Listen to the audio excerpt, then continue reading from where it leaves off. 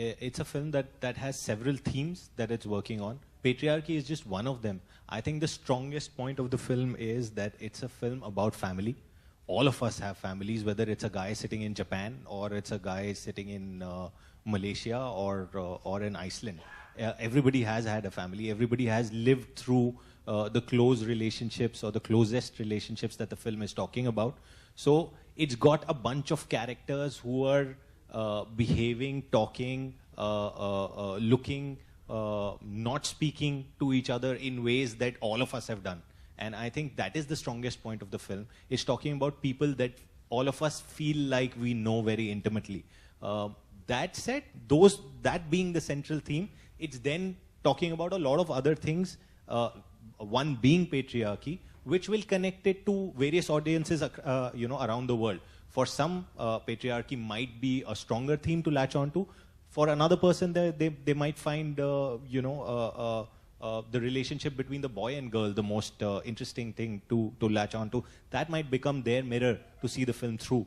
But I think the real central universality of the film lies in the fact that it's about a family of 5 people trying to coexist or trying to negotiate this world that they've created together.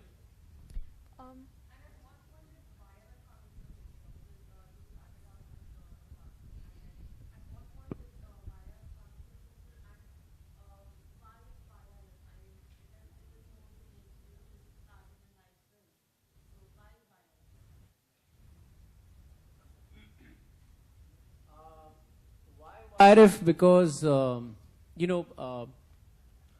Adi and I were in talks to do this YRF DBP co-production when the final draft or the middle draft of Titli was there, and for me to be absolutely sure that I was going to produce it.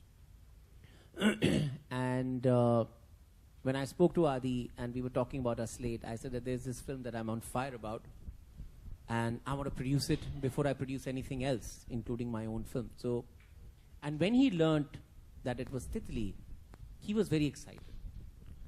And that is when we decided that we would start the YRF DBP slate with something as small, yet as exceptional and a kind of an outlier like Titli, because it would be a new thing for both of us. And that's how the excitement started. This is not common knowledge, but the script of Titli was known already. It had already found a name for itself. It was quite, everybody was talking about it within the industry, those who knew.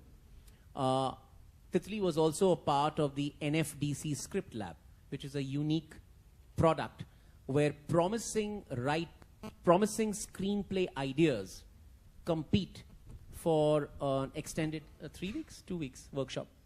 For about a couple of months, actually. An extended couple of months workshop, where that script is guided by various guides through various stages of completion, so that it can explore to the fullest extent its theme.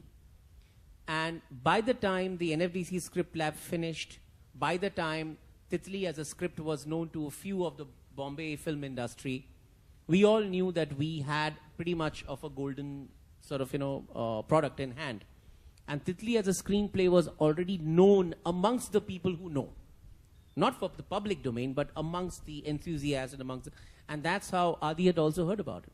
So when I spoke to him about Titli, he had already kind of read a draft of it, he already knew about it, and that's how it started.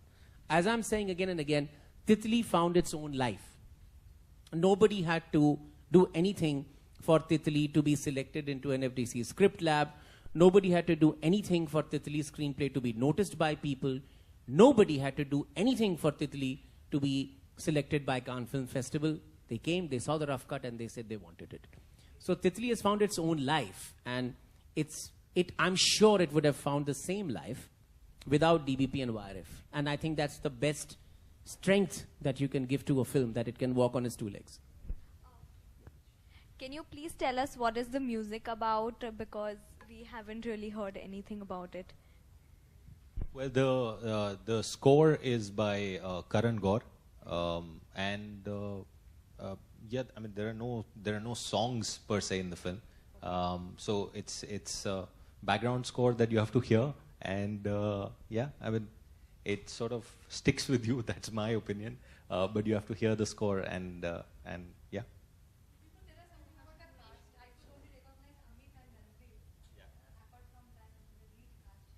So there are 5 principal characters in the film. There are the 3 brothers, Vikram, Bavla, and Titli. Vikram is played by Ranveer Shori. Bavla is played by Amit Seal. Titli is played by Shashank Arora. It's a debut for him. And then there's the character of Neelu, who Titli marries in the film. That's played by Shivani Raghuvanshi. That's again a debut.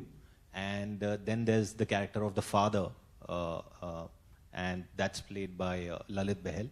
And that again is a debut. So out of the 5 principals, 3 are a debut. Is it somehow related to you?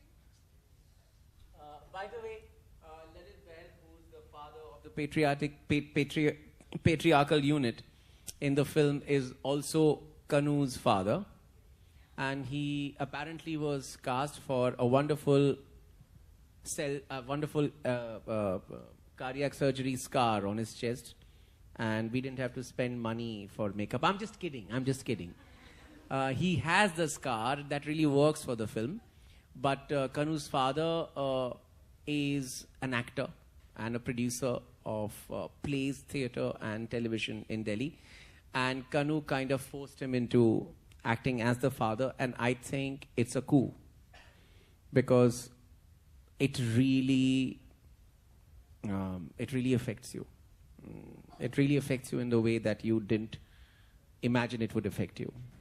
Let me warn you, Titli is a film, and I'm being unashamed here, Titli is a film, no matter whether you like it or not like it, Titli is a film that will leave you affected for a long time. So, I mean, it's something to grapple with. It's something to negotiate with, and that's what the cast stands for. I also think it's Ranveer Shori's career best performance. His career best performance, I've said it on record, you can quote me. It is Ranveer Shori's career best performance. He's topped Khosla Ka Ghosla. I'm very proud to say. And I'm also very personally proud that a fine actor like Amit Seal, whose face I showed probably for about 3 minutes in all of Love, Sex or Dhokha. He was a prime protagonist in Love, Sex or Dhokha. But because he was carrying the Sting camera, poor guy's face was never seen. But his presence was felt throughout. So Amit Seal is seen and a fine actor, and you can see what a tremendous actor he is and what a tremendous support he gives to the film. And it is one of the best acted films that I've seen after a long time, where you are not even aware that the actors are acting. But this is the film enthusiast in me talking. A lot of the credit, along with Kanu, goes to Atul Mongia, the associate director of the film, who also was the casting director and the workshop director of Love, Sex or Dhokha, and Shanghai as well. Yeah. So Atul Mongia is another person to watch out for, because he's contributed in many unsaid ways to many films like Love, Sex or Dhokha and Titli, with a tremendous cast and a tremendous workshop, a preparation for the actors, which gives the director what he needs. Thank you.